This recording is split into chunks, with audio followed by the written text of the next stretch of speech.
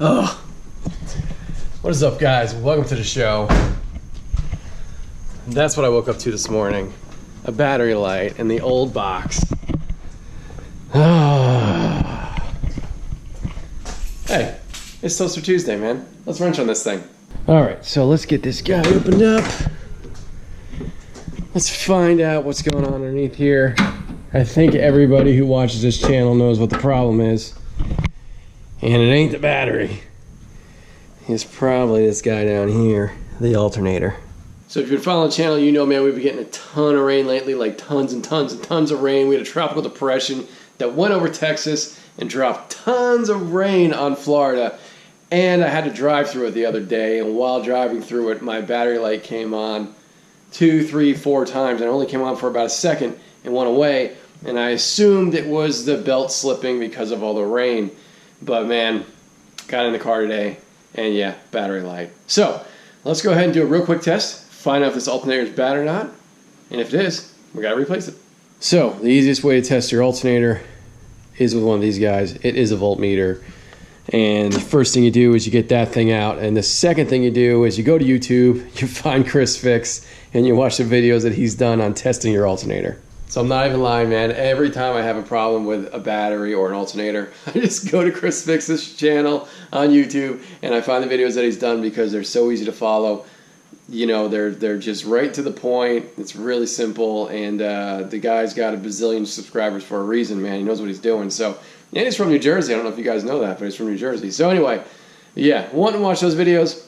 Let's go ahead, hook this thing up, and let's see if it's our battery or if it's our alternator. All right, so I only really plan on doing one test, and I think it's going to tell us everything we need to know. So I'm not going to go through all the testing of all the wires and all this other kind of stuff, and I know my battery's good. So yeah, I'm pretty sure it's the alternator, and if it is bad, I'm going to pull it out and have a local auto parts store check it as well, just to ensure that it in fact is bad. But anyway, first step here is you're going to go ahead and turn your voltmeter on to 20 there under V. You see that there? All right, so then we got 0. You're going to take your red, and that's going to go to the red here. Wedge it in there real good. Make sure it's got a good connection. As you can see, I did a really bad job right there. All right, so we got our red wedged in there. We take our negative, really get that in there, and then this is going to tell us what our battery's reading. So we really want to be about 12.4. So you can see here we're a little bit low, 12.3, but the battery does have good strength to it. So now what we're going to do is we're going to start the car up and see if this increases. If the alternator is doing its job, this number should jump up to 14 something. So if it doesn't, then we got an issue. Let's go ahead and turn the car on.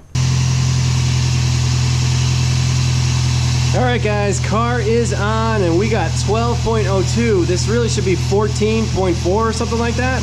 So with it going down, I know that alternator, this guy right here, he ain't doing his job. You can see the belt's on there, the belt's spinning. So it's not the belt, it's the actual alternator. So you can go ahead and inspect the wiring and everything, make sure it's a good connection. But I've kind of already done all that. I know it is. So I'm gonna go ahead and remove this guy. All right, so I'm pretty sure we're dealing with a bad alternator here. This alternator came with the car when I purchased it 5 years ago. So who knows how old it is. It doesn't look the greatest either. So yeah, I'm gonna go ahead and pull this off. Like I said, I'm gonna bring it to an auto parts store and I'm gonna have them test it. So before we start unbolting stuff and unhooking stuff, let's go ahead and start by removing the negative terminal on the battery. Okay, so we're good here. Let's go over to the alternator and see what we have to disconnect. So right away on the alternator, I see 2 plugs, one here at the top and one at the bottom. I'm gonna go ahead and pop that little plastic clip off. I think there's a 10mm bolt underneath there. We're gonna go ahead and undo that and then unclip the wiring below.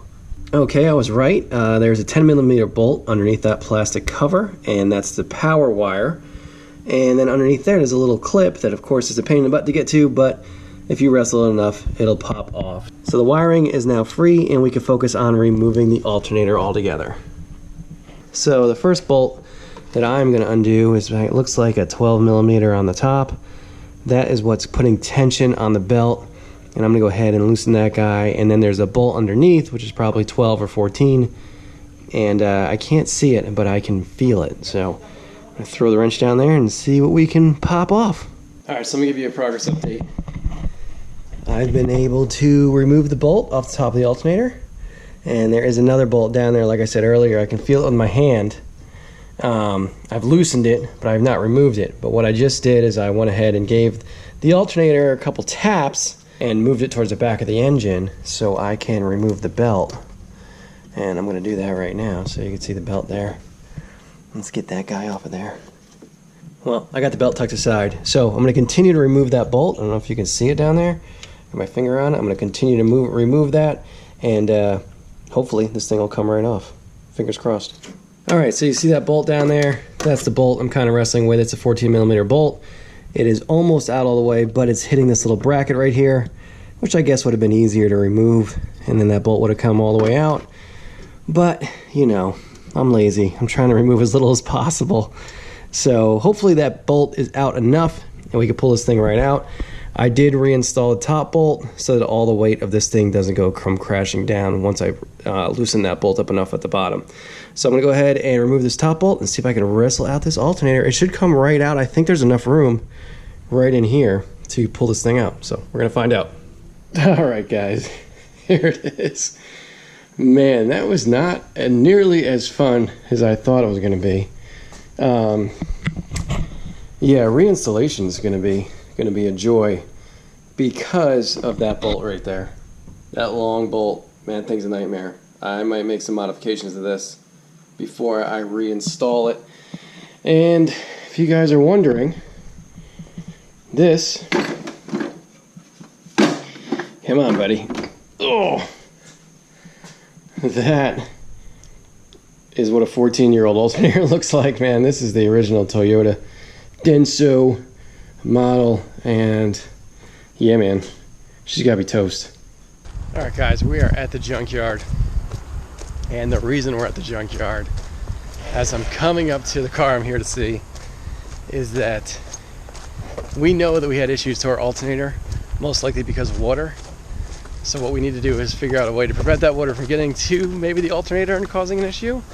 So I really need the under engine splash guards, and I don't want to buy them online because they're 150 bucks. This is what I was after. Oh, and it looks like everything I want's gone. Dang it.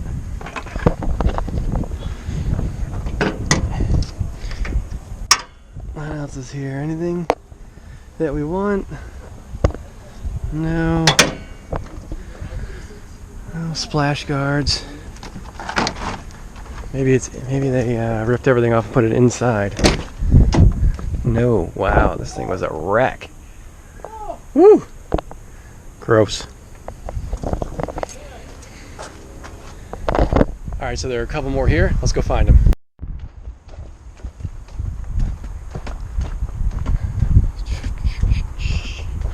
Man, you never see me out as in a junkyard. They just don't break. Crazy. It's all the way down here on the right. I saw it coming around the corner. Let's hope it's got splash guards. Come on, X. Give me something to work with. Come on. What the heck happened? Oh man, we got nothing. Wait. This is what I'm after. How mangled is it? Well, it's not too bad. I think I might grab it. Yeah, we're gonna grab that. So check out what I just found laying on the ground. This is essentially the other half. Goes up underneath here. However, this is a manual transmission. I'm sorry, this is an automatic transmission, and I'm not 100% sure it will work with my manual. However, there's only one other XB here that I can check, and I think I'm just going to take it anyway. I mean, how much can this thing be?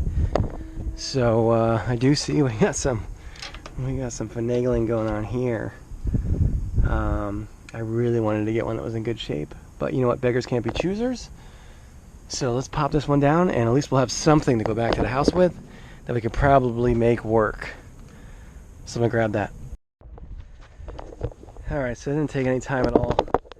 There's your part number. Go ahead and look these things up on eBay or anywhere if you're curious to how much they cost. Man, it's just so much money. Tried to get them from the dealer the other day. It was $150 for these 2 pieces. So let's go see the other XB. Let's see if it's a manual, and if it is, hopefully it's got the splash guard. Okay, last one, and if this one's no good, I'm gonna see if they have an echo. Because I think the echo shares the same thing. It's not looking good. Not looking good. Well, they do have a splash guard here, but you can see somebody wore through it.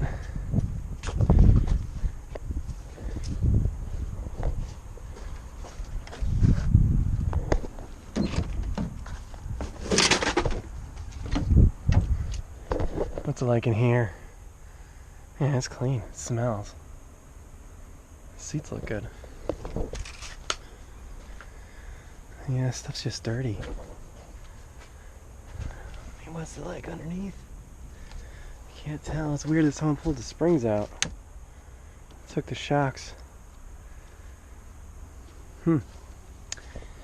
Taillights are in good shape.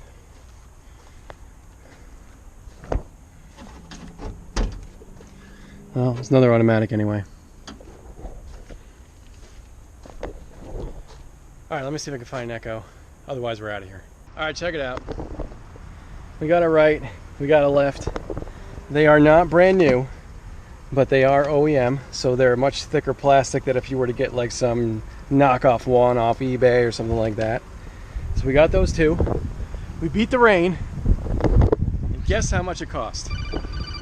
Lower. Lower. $0. It was free. What is up, guys? We are back from the junkyard. It's the next day. Let's go over again what we got here so you get a better look here on the condition of these things. Now, we have a tear here.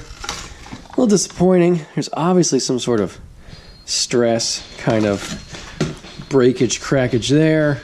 So this is the one for the driver's side. This is the one for the passenger side, and I believe this is the one that's really strictly for an automatic, but we'll definitely make that work. And hey, you can't beat the price, right? Free? We'll take it. So I also got the alternator checked, and believe it or not, it passed, which, I don't know, doesn't make any sense. I could have a problem with my wiring. There could be some other issues going. It could be a bad ground. It's possible, but I highly doubt it. But I went ahead and got a new alternator. Came with a lifetime warranty. It was only about $100 from O'Reilly's, and I also picked up one of these belts. You can actually get this on Amazon. I'll go ahead and link it down below because I did get this on Amazon quite a while ago because I knew at some point it would need to be replaced. So before I just go ahead and throw this thing in here, we got to make one change before we reinstall this thing to make our lives a hell of a lot easier. All right, so I hope you can see what I'm shining the light on here, but there's a bracket down here that is right across from where the alternator stays, and it is a bracket for a airbag sensor. And for whatever reason, the bracket is like made out of completely indestructible steel, and it has recessed bolts that make it really, really hard to remove while the alternator is installed. So what I'm going to do is I'm going to remove this bracket, which would make reinstalling the alternator a hell of a lot easier. But I'm also going to either see if I can replace these kind of shallow bolts with something a little bit better, or modify the bracket so that if I ever have to do this again, my life will be a lot easier. Alright, so that wasn't so bad. I got this thing disconnected, and this is an important sensor, so you know, we don't want to get rid of it. However, it doesn't need to go where it is. I mean, it's totally in the way. It's making this installation, removal installation, so difficult for no reason. So I'm going to find a place to put this where it's safe. It's not going to get ruined, but it's not going back in the stock location. I can tell you that right now. All right, so here's the old belt and the new belt, and I don't really actually see anything that is too alarming with the old belt. It did squeal from time to time if you turn the air conditioning on when the car was still cold, but other than that, I mean, it's not like deteriorated in any way that I can tell. But the new belt, which is a Gates, which if you're going to replace a belt, always get a Gates. They come with like a 3-year warranty, and they're just a much better belt. The Gates one does feel thicker, better, but you know, I don't know if this was an issue causing my battery light to come on, but better to be safe than sorry. We got it all disconnected anyway. Might as well replace it. All right, guys, alternator's in. Let me show you what's up. So there you see the new alternator. Got the belt tensioned on there thanks to my wife. I went underneath the car. She held it in place as I routed it. The airbag sensor for right now is just sitting over here because we're gonna go ahead and turn the car on and see if we get a battery light. All right guys, good news. We fixed our problem. No battery light. That's amazing. Now, one thing that is crazy is I got an airbag light. Uh-oh. I bet you that metal piece needs to be grounded. So let's go ahead and address that. We'll get this thing wrapped up. All right guys, just got back from the test drive, and first test drive didn't go so well. Pulled out of the driveway fine, no noises, but the minute I got on the road and actually went around a turn, this thing started squealing like crazy. If I put the air conditioning on, it was really, really loud. So what happened was the alternator, even though I had it tight in there, man, it just slipped just a little bit, putting slack on the belt, which made the belt squeal. So it came back inside, popped the hood, retightened the alternator, and just did a test drive, air conditioning on, radio on, everything on, and no issues. So alternator again reinstalled, and when I did this second time, I don't know if you can see it, but I put a little line on top here so that I know if that slips, the little line will be off, and I'll know what's going on. So it's just with a marker, but it should be fine for right now. I mean, this shouldn't go anywhere for a couple days, so keeping an eye on that. New belt went on fine, fits perfectly. I relocated the airbag sensor right there. Looks OEM, aside the fact that it's a giant bolt holding that in place, but there was already a pre-existing hole there that was similar to something like this. So I threw a bolt through there as well as a nut on the other side with another washer, and that guy's not going anywhere.